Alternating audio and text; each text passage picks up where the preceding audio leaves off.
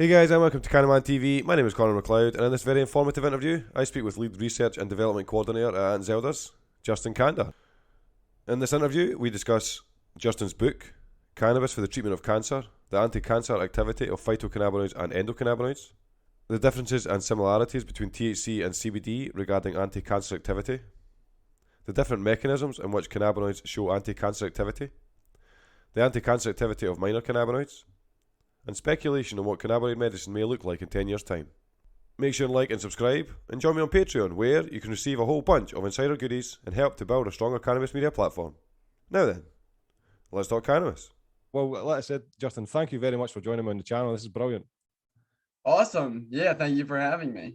So what we'll do, Justin, is we'll start off with, like I said before, you've got lots and lots of work available online. But one of the things, you've got a free book, as 3 or 4 of your other books that you've got available on Amazon. But one of them I would like to focus on in this interview is Cannabis for the Treatment of Cancer. And this is a free book that I'll put in the description box below for anybody that's interested. Extremely valuable resource. But for part 1, it's the protective role of the endocannabinoid system for cancer. And I just thought that'd be an appropriate place to start. If you could just discuss some of the endocannabinoid system's role in cancer. Absolutely. So just like there are many studies showing how the primary phytocannabinoids like THC and CBD kill multiple types of cancer cells, there have been similar studies conducted with our endocannabinoids, primarily anandamide, but also to a lesser extent 2-AG. And just like the phytocannabinoids, researchers have found that endocannabinoids are also killing cancer cells and inhibiting their growth through largely similar mechanisms as the phytocannabinoids. For example, THC is well known to bind to CB1 receptors. That's how it causes the psychoactivity. And it's also how, in many cases, it kills cancer cells.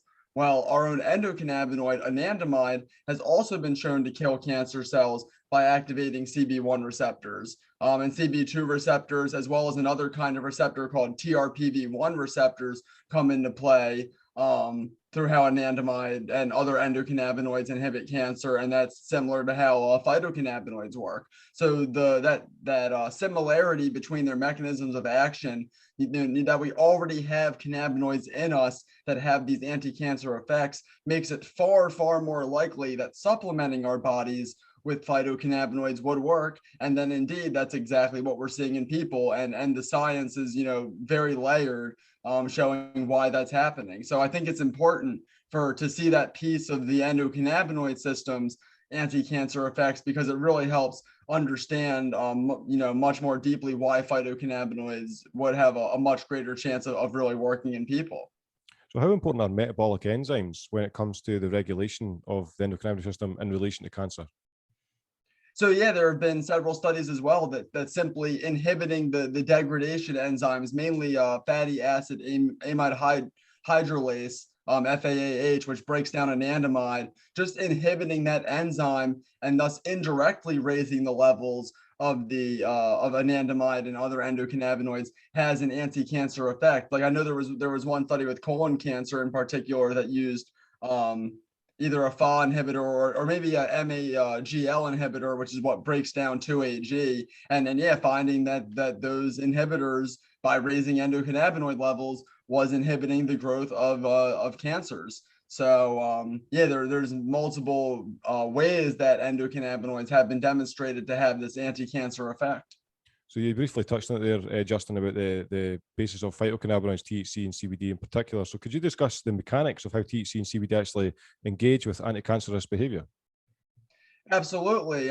So one interesting thing is that it's not always the case, but in many cases, cancer cells will overexpress cannabinoid receptors relative to the healthy cells. So there's more of these CB1 and CB2 receptors on the surface of cancer cells than healthy cells, which provides more targets for either endocannabinoids or phytocannabinoids to bind to. So when when either endocannabinoids or phytocannabinoids bind to these receptors, it triggers several physiological changes that can lead to either apoptosis, which is programmed cell death, inhibition of the cancer cells' replication so that they're proliferating and reproducing at a slower rate.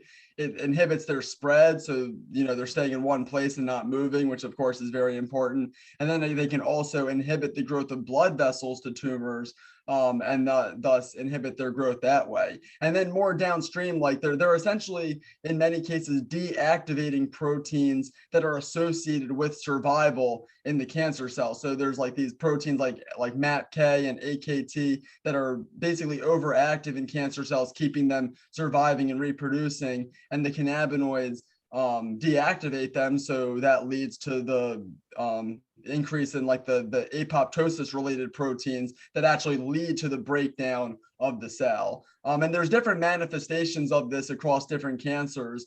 Depending on the different cancer, there can be different downstream mechanisms, but one of the most common ones is like MAPK and AKT pathways come up very frequently across different cancer types is the downstream mechanism by which cannabinoids are fighting cancer. And then, just the activating the receptors like CB1, CB2, TRPV1, those are like the upstream things. And then as it goes downstream, it's changing, these other proteins within the cell that leads to the cell's death or inhibition.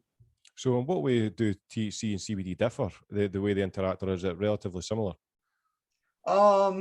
I mean, when you look at it from a biochemical view, there's really so many similarities. For one, there's even, THC is known to activate the cannabinoid receptors, and CBD is more, it's just been shown to be an antagonist of the receptors and is less associated with their direct activation. However, there are several studies showing that the anti-cancer effects of CBD are either CB1 or CB2 dependent. So there's still, whether that's indirectly from CBD's interaction with endocannabinoids or it's it still interacts with those receptors in different ways, more than just being a pure antagonist. Like with the CB1 receptor, it's been shown to be a negative allosteric modulator, so it is modulating the signal of that receptor. So I mean, both THC and CBD are shown to kill cancer cells in somewhat similar mechanisms. CBD seems to have more activity at PPAR gamma, which is like a receptor on the nucleus, and TRPV1 and TRPV2, and THC seems more overall being through CB1 and CB2 than CBD. So yeah, there are some nuances in how they're killing the cells, but for the most, they're all shown. Most of them are shown to kill very similar types of cancer cells. And synergize with each other in many cases. In general, in practice, it seems like THC has gotten more attention for cancer treatment and seems to be, based on the existing evidence, potentially, more important than CBD if you just had to choose one for cancer. But yeah, there's still more to learn, and there's definitely a lot of similar mechanisms, but some nuance as well. It's interesting. It's very exciting, Justin. And one of the things, you very often hear about CBG, CBC, I think it's a similar dynamic that they all show anti-cancerous properties. Yes, there have definitely been far fewer studies that have been looking at those cannabinoids, but there are certainly a few, including some that have actually compared, like 7 or 8 cannabinoids together, like comparing their potency against different cancer lines. Like there's this one study, like cannabidiol as a treatment or like cannabinoids for breast cancer with an emphasis on cannabidiol, but it breaks down many cannabinoids, showing which are most potent, and all the cannabinoids are showing some level of cancer inhibitory activity. CBG, I think, is other than THC and CBD, appears to have had the most inquiry into its anti-cancer effects, like colon cancer, especially. CBG has been found in cell and animal models to inhibit the growth of colon cancers through a somewhat unique mechanism. There's a receptor called TRPM8, which is kind of loosely in the same family as like TRPV1 that I mentioned before. And CBG is an antagonist of that receptor, and by antagonizing it, it slows the growth of colon cancer cells. So that's a unique mechanism of CBG. It just shows that as we continue to analyze these other cannabinoids, we're gonna find that they have probably some similar anti-cancer effects as THC and CBD, and likely some unique mechanisms as well. One of the things that I find quite absurd, really, is that the criticism of the psychotropic element of cannabinoid medicine, whereas very often individuals that have to take cannabinoid medicine for cancer will experience a psychotropic effect. Does that have any therapeutic value on the individual? And how do you feel that when you hear people kind of stigmatizing people for the element of being high, essentially? Well, I mean, yeah, I mean, the stigma itself is certainly entirely ridiculous. That's just the stigma and the psychology of being against it.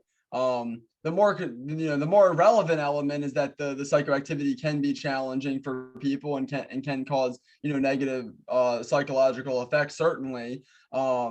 And largely that can be gotten around by starting with very low doses and slowly increasing, even as little as 1 to 2 milligrams of THC to start, and increasing by between 1 to 5 milligrams per day can be a good strategy for working up the dose while avoiding psychoactivity. People could also mix some CBD with the THC, and that can limit the psychoactivity. And by using two oils, one that's THC rich and one that's CBD rich, people can get up to several hundred milligrams of CBD per day very quickly, since it lacks that THC-like psychoactivity. And then since they can potentially benefit from the anti-cancer effects of that, they can have more leeway in working up the THC as they can tolerate. But of course, it is a balancing act. If someone is very late stage, of course, the faster that you can get up to high doses, the better. And if someone is able to tolerate some psychoactivity to work up more quickly, that's probably ideal. But it really comes down to the individual and how fast they can work up. And of course, more research will determine if it's possible to replace THC with other cannabinoids. There actually was a study this year that was testing THC or CBG in combination with CBD, finding that CBG was also very effective, and they recommended replacing THC with CBG as that synergistic cannabinoid. Of course, that's just one study, and it's certainly too soon to say that's possible. But since there's so many other cannabinoids, it may be possible in many cases that THC can be very minimized by getting the high doses of these other cannabinoids. But right now, it seems like THC is the powerhouse compound. And if someone wants to be, have the highest chance of getting that anti-cancer effect, then getting the high doses of THC is definitely a critical part of that. One of the reports that I'd seen, I think one of the research papers that had mentioned that I think a lot of the criticism that comes around the efficiency of cannabinoids as a anti-cancer agent are a result of not knowing the mechanisms in which they interact. Is there any value to that? I mean, I don't. Well, I mean, I feel like I don't see there's too much value in that, because the mechanisms are at the cellular and animal level so well characterized through dozens of studies. The main criticism is that there needs to be more double-blind, placebo-controlled human clinical trials to confirm that these effects seen in the cell and animal studies and widely reported are totally without a doubt translating into humans. I personally, of course, think that we're very there by now because of the sheer weight and quality of the media reported evidence, the case studies, and the double-blind trial that does exist from GW Pharmaceuticals. But there still needs to be more. There hasn't been a double-blind trial showing a sharp remission from cannabinoids yet, because no trial has used the high doses needed to see those effects. Like GW's double-blind trial used a maximum of 62 milligrams of THC and CBD per day. So 31 of each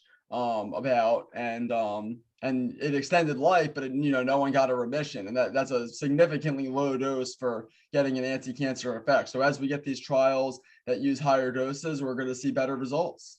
I mean, some of the lectures I was watching earlier on of you, Justin, of like 2014, 2015, the information was present then, it seemed. I mean, how do you feel when you think about the stages that have the past 6 or 7 years? How do you interpret the progress that's been made? I mean, it's a double-edged sword. It's certainly been encouraging, how many peer-reviewed case reports and case studies have come out since 2015. That's been really encouraging. The formal publishing of GW's trial certainly encouraging. But I mean, it's also very disappointing because hundreds of thousands or millions of people have died who could have had their lives dramatically extended or saved with cannabis medicine. And the evidence has been so strong for so long to allow people to use this, or to at the very least, justify far more urgently these clinical trials. I mean, the fact that there hasn't been, trials with terminal cancer patients, who have nothing to lose is just absolutely absurd to me. That it's, whatever the paradigm we live in, where it's so hard to do a trial with, terminal cancer patients, is absolutely ridiculous when the evidence is so overwhelming that it can save many lives. So yeah, it's frustrating and I struggle with it, but all you can do is, keep fighting. And when, people realize what it can do, I think that it's going to be a real torrent of interest. I mean, one of the interviews you've got on YouTube is the FX medicine interview, and I've got a wee quote here, Justin. It's just you mentioned that relating to the price of cannabinoid medicine, and it's just you say it's purely a result of prohibition. If it wasn't for prohibition, the cost would be much lower. Could you elaborate a little bit on that? Yeah, I mean, I believe, especially federal criminalization, all the barriers that set up has, just risen, or it just made the cost so much higher for cannabinoids because of the much more, difficulty of just having a business, the taxes, there's like a premium on cannabis businesses, the rent is higher, insurance is higher, everything's just at a premium in the industry, and that all translates to patients. But yeah, I mean, at the state level, I mean, things have certainly, I think I wrote that statement a while ago, because like at the state level, there has been legalization, and it hasn't, been, is that in some cases it's been, negative. Legalization actually made the prices skyrocket to this day from when it was medical only. Right. So I think that federal legalization really is critical. And also, the big piece is insurance. Cannabis should definitely be covered by insurance, and the fact that it's not is a huge weight on patients. And there's no reason that it shouldn't be like any other medicine and covered by insurance, especially when it can be so much cheaper than many other medications. So how do you, sorry, Justin, how do you see cannabinoid medicine? Do you see it as a cure, or do you see it as a maintenance treatment? I mean, it's definitely a treatment in the sense that, for one, there's no guarantee it's going to work. For many people, if they stop using it, then whatever conditions they're going to have that are going to come back. That's not always the case. Some people can use it and then get off it and be fine. But yeah, it's definitely far more like a treatment than a cure. But even though that's the case, it can still have very profound effects of putting terminal cancers into remission. In some cases, that's been the primary and sole, other than some nutritional changes. And in some cases, yeah, the actual sole, the only thing that people have done with terminal cancers and achieved remission. So it certainly has profound effects. But there's no guarantee of efficacy. Cancers can always return, potentially even when using a maintenance dose, they can return. So it's certainly a far from perfect medicine, but it's still monumentally amazing, and can inhibit cancers to various degrees in so many cases. Even when it doesn't work completely, it can still extend life by many months, and new chemotherapy drugs can be approved if it works 3 months longer than the other drug is a big deal. So that's easy for cannabinoids on the life extension front. But yeah, they can induce remission in many cases. In some cases, it doesn't work, and we need further research to be able to maximize the most positive effects possible. So, I mean, you mentioned chemotherapy there. Do you think the most conventional, like the current conventional forms of treatment and cannabinoid medicine, are the best, most effective method to move forward with? Yes, definitely for now, because there's no way to know in any case that cannabinoids are going to work at this stage. So from theoretically, there's certainly no doubt that combining cannabis with chemotherapy is the most conservative choice. And there are so many studies showing how cannabinoids synergize with chemotherapy to enhance their efficacy while decreasing side effects dramatically. So the worst parts of chemotherapy can be dramatically decreased by using cannabinoids in concert with them. But it certainly comes down to a personal choice, and some people just want to use other methods besides chemotherapy and radiation to treat their cancers, and that's certainly the freedom, and people have certainly had success. But it's just important to keep in mind that there's no guarantee it's going to work. And at this stage, with the, quite limited human research overall, especially in terms of optimizing cannabinoid treatments for different cancers in different patients, the most conservative route is certainly combining them. I mean, there's obviously a handful of cannabinoid extracts that are used as a form of medicine. Have you seen any particular one that's most efficient, or is it dependent on the condition and the stage of development of the condition? I mean, not really. In general, it seems that, cannabinoid or, extracts that have a wide variety, the fullest spectrum of cannabinoids and terpenes seem to be the most effective. There's, we're not, I mean, Didi Miri in Israel has, been testing, really, really precise, to the 100 cannabinoids and terpenes, seeing what works against different cancers. But, that's still very early. For the most part, it just seems like getting that full spectrum is most important. And aside from that, of course, many people have, heard that, getting the indica dominant THC cultivars is good for cancer. And the main reason for that is, such cultivars that have these sedative terpenes that are more relaxing are simply more tolerable to the patient to use. So when you're getting to these high doses, you're more relaxed and it's easier to tolerate, versus, the sativa dominant, so to say, cultivars, where you have these stimulating terpenes that are, can make your mind race and give anxiety in many cases. So there's not really, to my knowledge, any, inherent efficacy of one cannabinoid profile over the other. It's just that, the ones that have these sedative terpenes simply are, more comfortable to people. But whether, it could be that those other terpenes are actually better cancer fighters, and, and either one has yet to be determined, I think. Yeah. If I was to ask you to speculate, Justin, on the future of cannabinoid medicine in 10 years' time, what do you think it looks like? Do you think that the vast majority of pharmaceutical medicines will contain cannabinoids? Yeah, 10, I mean, it'll definitely be a much, much bigger part of medicine. I'd like to think 25 to 50% of the population at least will be using cannabinoids in at least one of their medicines. I think that genetic testing and matching your, specific, you're matching your genetics, and having that inform what cultivars and doses you can use will be huge. That's, it's been around for a bit, but it's very very early in its, its evolution. So I think that once that really takes off, it's going to be really amazing for personalizing the treatments to individuals. So you think about it like, are you implying this, analyzing the subjective endocannabinoid system of each patient? Yeah, the endocannabinoid system, of, also other factors like specific, markers in cancers, certain mutations that may be found to respond to certain cannabinoids.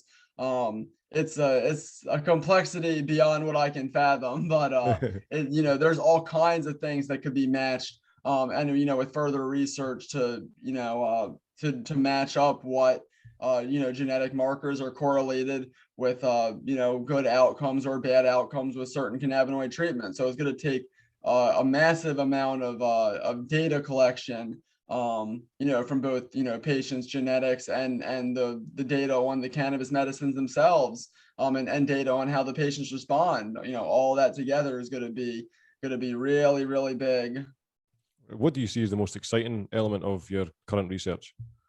Well, I'm kind of working with this group called Medical Cannabis Research Australia, trying to help them raise money for the Pancreatic Cancer Initiative, which is supporting this Professor Marco Velasquez's work with Curtin University in Australia. He's shown how CBD can synergize with chemotherapy to fight pancreatic cancer, and is now looking to do human trials of CBD in pancreatic cancer patients. So being able to support human research at this stage is what I think is the most important. So I'm hopeful to have at least some benefit in raising awareness about that, and helping raise money and get that trial going, because that's what we need more than anything, is trials. Definitely, Justin. I fully agree. And just before we go, could you just touch on Cannabis for Cancer declaration? Yes, thank you. So yeah, just as a, I'd always been trying to, I'm always trying to think of ways to raise awareness of cannabis for cancer and show how legitimate this is. So I started the Cannabis for Cancer Declaration at cannabisdeclaration.com. So it lists 34 medical professionals, all MDs, PhDs, or PharmDs, who agree that cannabis definitely can fight cancer in at least some cases, and that the evidence is overwhelming enough to make that declarative statement. So all those physicians or medical professionals are listed there. I also summarize, just as in my book, not as extensively, but the human and scientific research.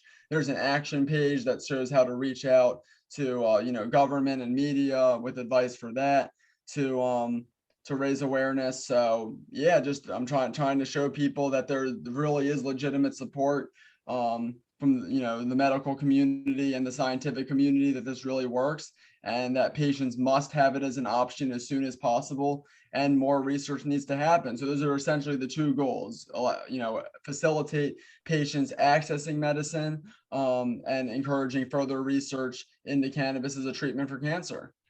Honestly, Justin, quite frankly, it's tremendous work you're doing. It really is. I mean, we've essentially covered everything that I was going to talk about. Would you like to mention anything before we get going? Yeah, I mean that's pretty much it. It's a tough fight, a tough long fight, but just continuing to raise awareness. It works. I mean, I'll say that when I got started in 2008, the evidence was so much less. It was so much the topic of cannabis for cancer was so much more stigmatized. It was like just talking about it like you're hurting the movement because you're overselling the plan, and then people are gonna turn off of medical cannabis as a whole. But yeah, that's kind of gone away a lot. And yeah, I mean, it has definitely, it's a completely different world than 2008. But in some ways it's the same in that the world at large doesn't accept it. So until it does, I'm just gonna keep going. And we're all glad that that's the case, Justin. Honestly, thank you very much for your time. Thank you so much. Thanks to Justin for giving me his time, and thanks to you for sticking around until the end of the video. I sincerely hope you enjoyed the content. I'll see you next time.